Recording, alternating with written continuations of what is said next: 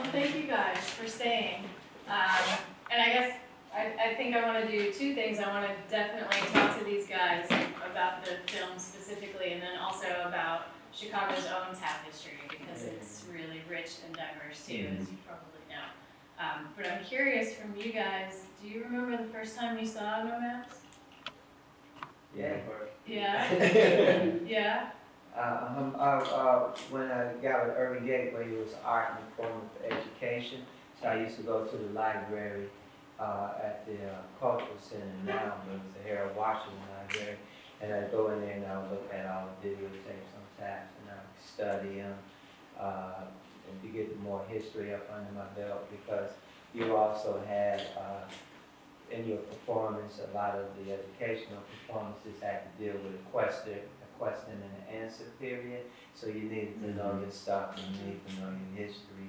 Plus, if this is what you want to do, you know, you should know. I study it like reading, writing, and arithmetic. It's my life. I'm saying for me, well, not the same exact story, but yeah, what he said. No, no. For me, No Maps on My Taps. I believe Diane Walker, Lady Dow, one of the greats of the world, gave me a bunch of footage, and No Maps on My Taps was on one of those videotapes.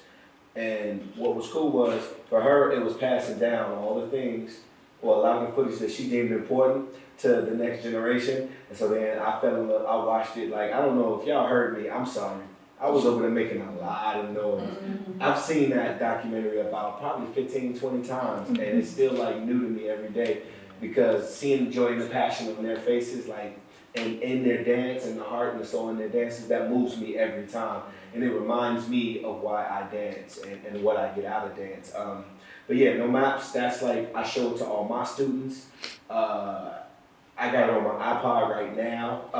Like, it is a staple of my life as a tap dancer. Yeah. And this is kind of a leading question, but why was it so important, especially, it was made in 1978. Like now, I mean, now we have YouTube. Right. But talk about its importance, you know, in the canon of footage, I guess. Mm-hmm. Well, I mean, I can say, like, No Maps is that it's almost like, it's a documentary, but it's almost a directive for a lot of us. And again, being a young black tap dancer, seeing these greats that once I became aware of them or was made aware of them, seeing them in action, like, you know, again, like you said, kids now can just jump on YouTube and see anything, but it wasn't, so we heard a lot of stories, but we didn't see as much as we heard. So to finally get to see that and to put the stories of why they're greats, or understand why they're considered the greats or the hoopers, and to see them in action and to see them talking and interacting with each other and talking about how hard their times were, like, especially if, like, I was born and raised on the west side of Chicago, North Lawndale community, and we did not have a lot. So when they talked about struggling and trying to pay the rent and living on the top apartment of the top floor of a coal apartment, like, all of those things really resonated and connected with me, because we had a lot of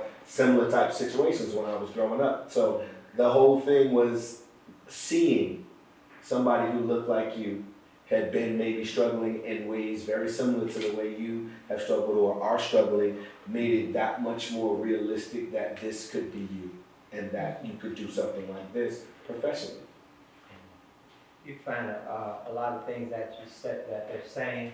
We have a lot of, even at this point, where we can relate with everything that they're saying. There's a message in that, you know what I mean? And it's a message for you as a dancer, and this is something that gives you the heart and the soul in your dancing, because you're telling that message in your feet while you up there tap dancing. You know, we danced in the subway because there was no opportunity. You had to make your own opportunity if you wanted to dance. So we're dancing from the heart. People say, "Oh, teach me how to dance. Where your studio at?" We tell them, meet us on State Street down there in Subway and bring your tap shoes, you know. And that's how, if we knew if they was for real or not, they'd come down there with their shoes. If they didn't, then we know they wasn't for real. We're hardcore. This is what we do 24/7, you know. So hey. Well, I think it's important. A lot of people looked at Chuck Green in this film and they talked about his mental problems. But he said some prolific stuff. Like when he was talking about dancing, he said, you gotta have religion.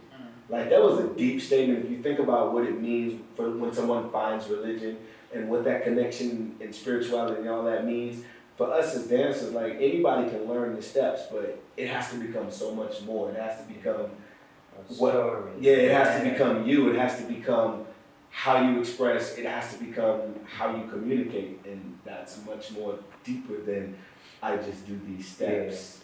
So I just thought like that was a prolific statement, and every time I hear it, it makes me go, again, why we do what we do. Yeah. I'm just showing this up. This is the book. It's my autobiography of Tap as a dancer out of Chicago. And right here is me and my partner that was my mentor. He started performing with him in his late 70s, and I danced with him for 17 years till he was 92 years old. So you can imagine the information that he shared with me from starting dancing way back in the 20s and early. He danced in blackface, he did the whole 9 yards, but he passed down a legacy to me that I carry on. We are affiliated with Brownie Bril too, so we carry on a legacy of authentic and traditional tap, man. It's something that we know that comes from talking drums of Africa. So I even go back to understand how that was done once we was brought here to America and tapping a dialect, you know. So there's a lot of power in what we do, whether people know it or not, but we know that, you know. So hey, yeah. Question, was that a picture of Mr. Payne? No, Mr. Payne was my first teacher though. Okay. Yeah, that's pictures. This is Ernest Brown. He was a member of a group called the Copacetic. Oh, Real member, yeah. Are you Yeah. Mr. Taps? There was someone before you was called Mr. Taps. We know Mr. Patman and Mr. Dance with Urban Gateway together. I'm Bril, I'm a veteran dancer. Okay. Performing artist. And Bril, Latrice and I performed together. Okay. At Malcolm X. Nice. I said Better Voice Foundation. The problem I have with tap dancing and learning as an adult, there are no beginner adult classes around. Everybody goes straight into No, that's not true. intermediate event. I've been to Luke County. That's I not was true. over at South Shore Cultural Center. They're not beginners. Yo, you gotta come to, I got my classes I call Grown and Sexy Adult Beginner Class. Where are the? I'll give you all that information later, but a lot of people said that, and so This has been for years. yeah, a lot of people, I've heard that a lot, so We call Mayfair, I started. Luke County. Mhm. It's like, where are the adult beginners? Yeah, no, we got you. I mean, like really beginners. Yes, like this is a tap Yes. beginner. It makes this sound beginner. I got you. I love it. It's terrible. Glad you say that. Uh-huh. You know, we both do that. I teach from beginning. What happened to Mr. Tapp? He's still around, still dancing. He's doing his own thing. Sharon Russian, really is. Yeah. She's with Jimmy too. Sharon Russian, Yeah. we're all together. I just didn't tap. So you brought up Brownie, Ernest Brownie Brown, part of Cooking Brown. Right. You mentioned Jimmy Payne. Who are the Chicago equivalents to these guys? Well, I was gonna say if you start back from what I know, and you can correct me, and you just stepped in as well. Sadie Bruce, the Bruce sisters, were some of the earliest known tap dancers in this city. Tommy Sutton. And then so Tommy Sutton, Jimmy Payne, Sammy Dice. Those are the I think those the three. about the main three. Yeah. And when I was around, Jimmy, he was,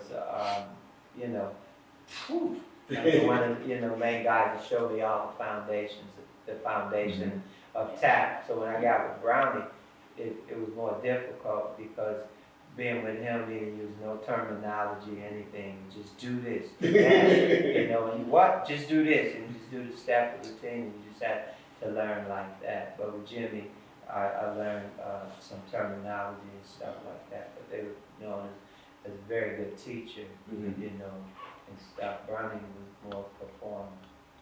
And those guys were performing. If you went to learn from them, it would be difficult because they didn't count, except to count you in. Then after that, it's all about the rhythm. So it wasn't like when you go to these schools now, everything is set out on a silver platter. You don't even have to think. We could tell you everything to do. But when you work with them, you know, different technique and learning. Dancing from the heart. And I would say, so I was fortunate because I went to the San Medalla School of Theater as a child. So that San Medalla legacy is, is in me. And then I ran into Mr. Taps in the subway tap dance. And when I was a kid, I was like, oh, I tap dance. And I wanted, he was making money. I was like, oh, you can make money now in the subway. Yeah. So that's how I started dancing with Mr. Taps. Yeah, I started dancing with Mr. Taps in the subway. And he started teaching me. He was the first one to show me footage before Mr. Tapp showed me footage of the Nicholas Brothers and the Four Step Brothers and some of the greats. The only thing I had ever seen was some Fred Astaire movies on TV, which I used to love. I used to stay up at night when they would run these marathons of Fred Astaire movies. And so I thought that's what tap was. That's all there was to tap, and I was happy with that. But then I got exposed to more, and I was like, oh, there's more. And luckily, Sammy Dyer was known for his acrobatics, and the Dyerettes were like the first female acrobatic tap team or tap crew company. And so I used to do that. And so when I first saw the Nicholas Brothers, me and my cousin who danced together at the time, we tried to copy all the Four Step Brothers and Nicholas Brothers routines. Flipping, falling, hurting ourselves, but for a long time as a tap dancer, we literally were copying the Four Step Brothers and the Nicholas Brothers, some of their most notable acts. Then that's how I connected with Reggio through Mr. Taps, through the subway, and then Urban Game Days. I did that with him for some years while I was still in high school. So I was a working tap dancer while I was still in high school because the generation that came before me pulled me into it. Yeah, you did. But they pulled me in, and they started showing me the ropes. So it's, I think, and you can see it when you saw the documentary, you heard people talking about who pulled them in and who took them under their wing. That whole family thing is very common in tap. And I'm not saying I'm sure it's common across a lot of dance forms, but it is the way of the world in tap. Like everybody has been mentored and taken in by someone. Well, maybe not everybody, but most of us. Yeah. So. Do you think that's changed though a little bit? I mean, now, back when this was made, there were no tap festivals. That is such a huge part of how our information is disseminated now. And they go from class to class to class, and teacher to teacher to teacher. It seems like this, like mentor-mentee relationship might have kind of dissipated a little bit. Yeah. Because at the tap festival now we have panel discussions. Kind of replace a little bit of having a mentor. They just go with the panel discussion and get all of their questions out. And what about this, and what about that, and what about this? And usually in the classes also, most of the teachers are very good about giving a history lesson along with the classes too. So yeah, and also a lot of these guys are all past and gone now, you know what I'm saying? So, they still get it in some form of fashion. Just people like Bril, like myself, who talk like we're doing now, and then also panel discussions. I think you could tell the difference too. Like, you can tell the difference when you meet a dancer who's been mentored versus a dancer who's just out there dancing, and they take everywhere all the time from everybody, and they kind of, not to say they're any less respectful of the dance or anything like that, but there's a different mentality, there's a different approach. When someone has passed something down to you, I think you respect it in a different way, like that. There's more weight to it, and I think all the time, like a lot of the dancers that I've mentored in this city have gone on and are doing great things. And people always come back to me and say, does so-and-so dance with you? I thought so. And because and mind you, if you see the dancers, a lot of the dancers that I've had something to do with their upbringing, they don't dance anything like me. Like, they have their own styles, and each one, none of us dance alike, and it's such a different style, but people always say, I thought I saw, like, there's something that they can see that connection. So I think you're right, it has dissipated some, but it still exists, and I think for those that it still exists for, they benefit in a great deal, especially now. So what do you think, okay, being a tap dancer from New York, Uh-huh, here in uh-huh. Chicago, what do you think distinguishes Chicago tap dance? How can you tell? Yeah, You know, what I felt was like, when I went to New York, a lot of the dancers dance very similar to each other all the time. Boom, boom, boom, you close your eyes, and 5 dancers could come up there and you wouldn't even know it because it's all so similar.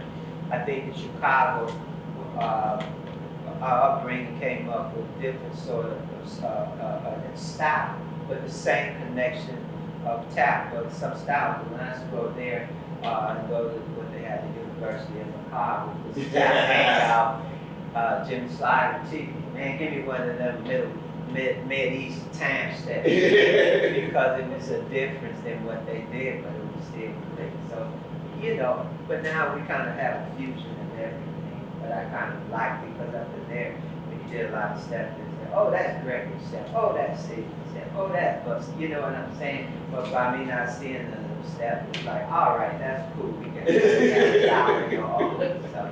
It was refreshing. So, yeah, to see somebody with a different approach. That's what I thought. Yeah, but and I think it's weird.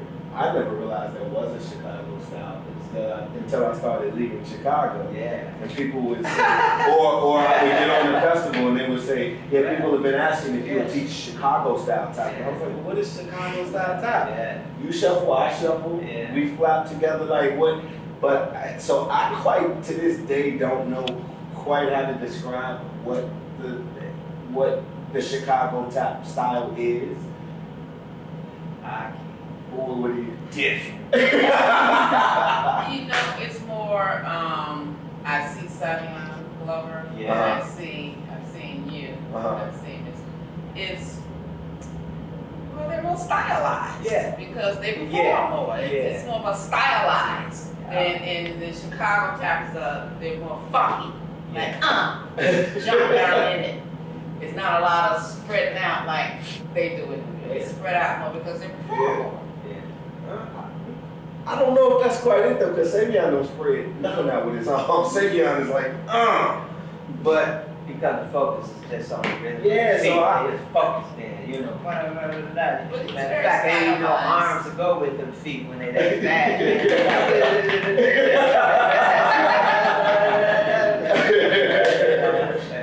So it's Yeah. different, But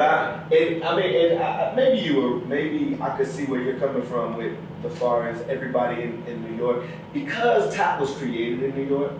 I think, and even when you saw in the documentary, they kept going to the corners and they would find these dancers that we've never heard of. And we used to be like, this cat, me and him was out here in the streets together. I think the history made them more similar than different, even though they're all different in their approach and style. But whereas I think in Chicago, we all come from like far different corners almost, it seems like, of the dance. And until we start connecting, do we even realize, because sometimes we don't even know other people are out there doing it. And then we connect somewhere and we're like, oh. But even if you go to Los Angeles, they have a whole different style than what New York and Chicago, yeah. He just said something that mystified me. You said because tap was created in New York? Yes. I'm in the neutral zone. I know most of the dancers migrated there because of Broadway. We didn't shuffle and slay down But south. okay, so let me clarify, because I get you. Let me clarify.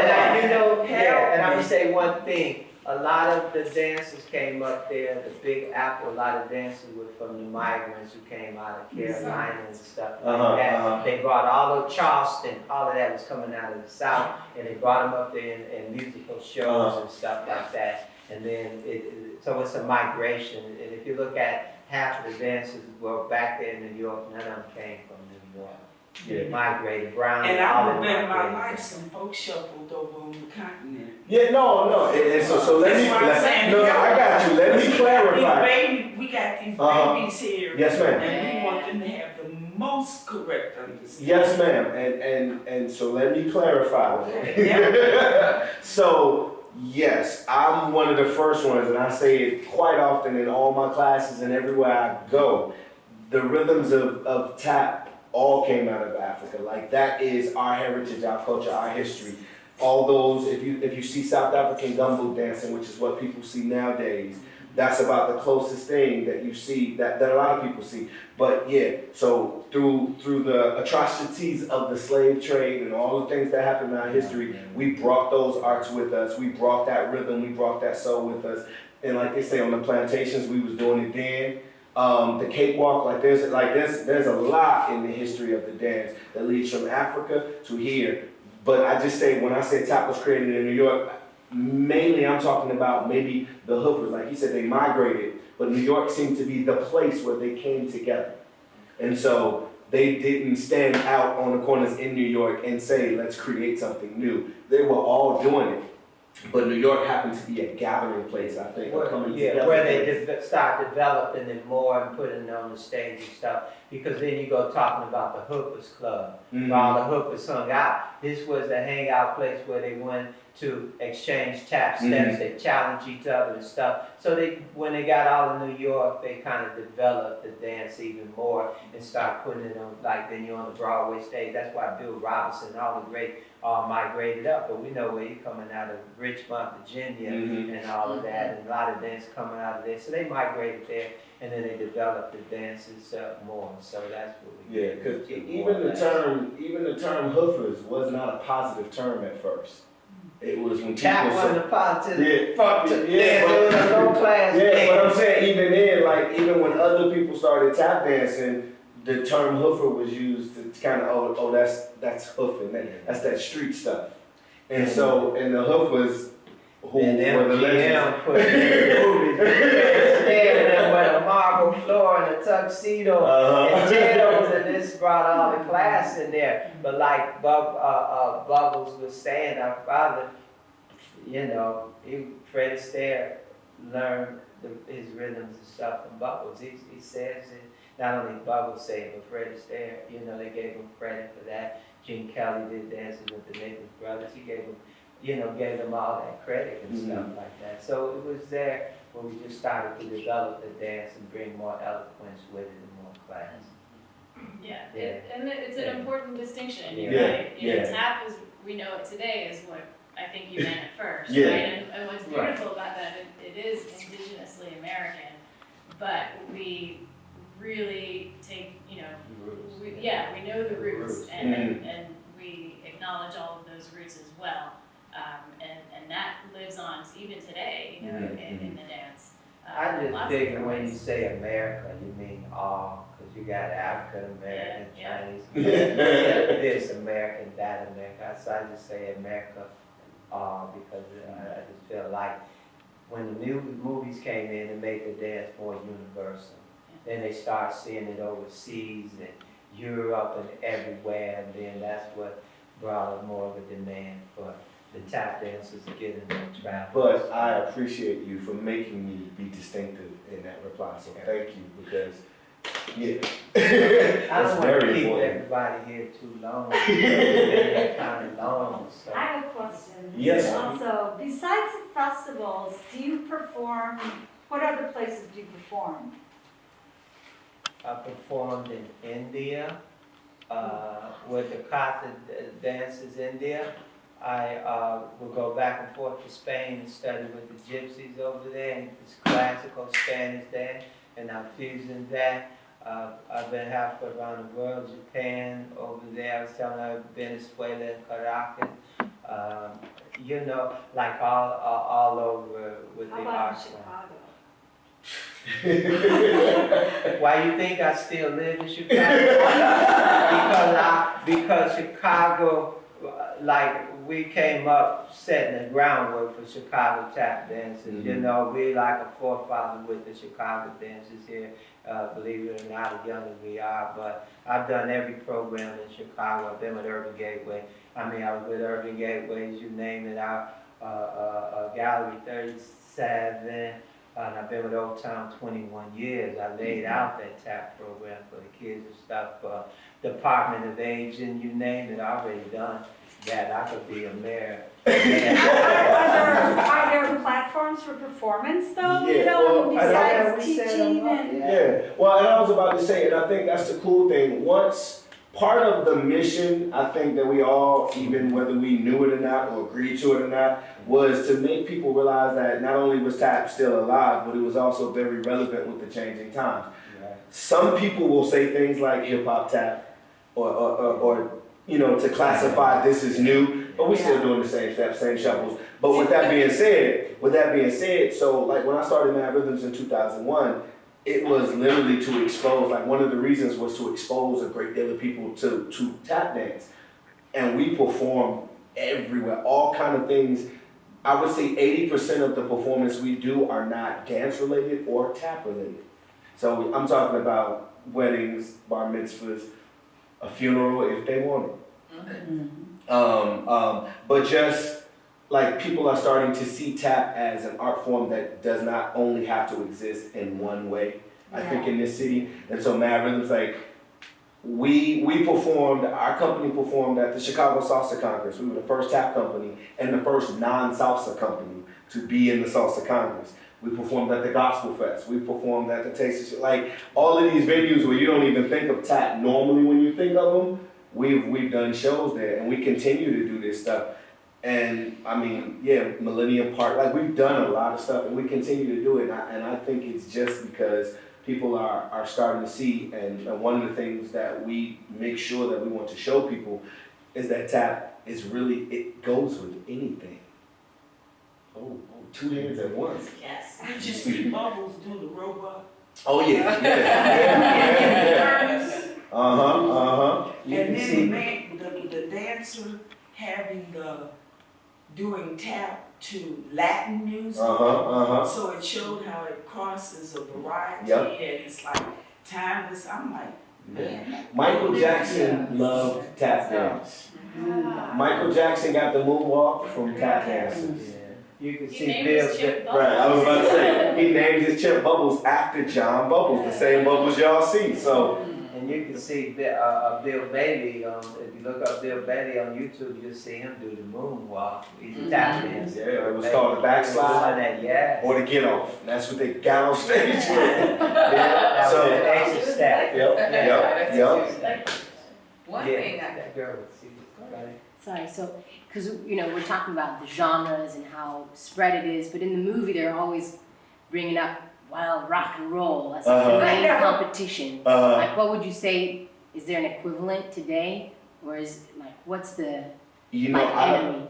I don't think there is an equivalent today because we tap to everything. And so, whereas at that time, everybody was dancing to jazz. So rock and roll being the enemy of jazz, so to speak, or the replacement of jazz is how they looked at it. But now the dancers are coming up dancing to everything, and I do mean everything. So there's no genre itself that pushes the dance away or pushes tap dances away. Because when it gets popular, we just go, oh, let's tap to it. Like, you know.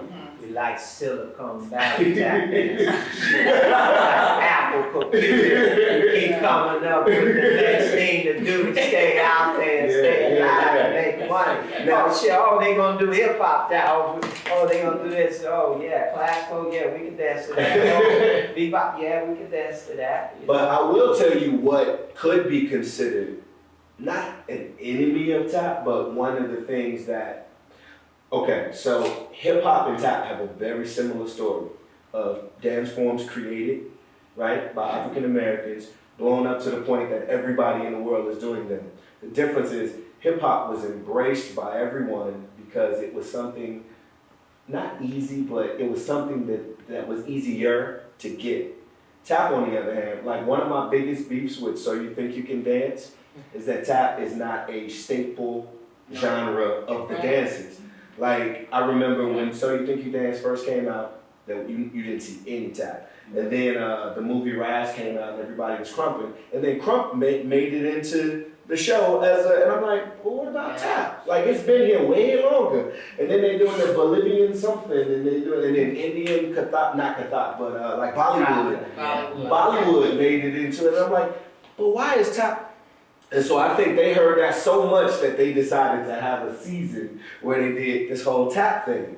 And, you know, and Nigel kept talking about, you know, I was a tapper and all of this stuff. But my question is, how come tap has never been just one of the genres, the everyday genres, Excellent. along with ballet, modern jazz, tap, that they do on the show? And so I think things like that, where it's not, it is mainstream, but according to that show, you wouldn't think it is. And so all of the studios and the kids coming up that are saying, I want to get on that show, so I got to get my contemporary on, I got to get my hip hop on. They're not thinking I got to get my tap on. But on a marketing thing, like hip hop and these are more social dances that you're gonna do out in clubs and stuff. Tap dances are more of a theatrical kind of thing, so it kind of, as far as marketing value and stuff, yeah, okay, you want to tap, go to Broadway, you want to see some show, but then, you know, you ain't gonna go in a club, you know, when you're out there hip hop. You ever been to the club with a whole bunch of tap dancers? Yeah, but that's when that's when we have the tap We saw the jam. tap jam. Yeah, tap jam, yeah, right. But I mean, when you go into a real club, hip hop, it's more like a social thing. Yeah, it is. You know. But I just think like stuff like that, especially when the executive producer is saying I was a tap dancer, you know, I just don't understand it. But again, I think when they did the season with tap, then it did real well, and the guy who almost won was a tap dancer, and people went, oh, okay. So I remember when I was growing up, every dance school that I ever knew about, tap was one of those things that, like I meet people now, a lot of my beginner adults, they say, oh, I used to tap when I was a kid. Everybody at some point tap danced. And at somewhere along the way, we kind of lost that connection to the dance.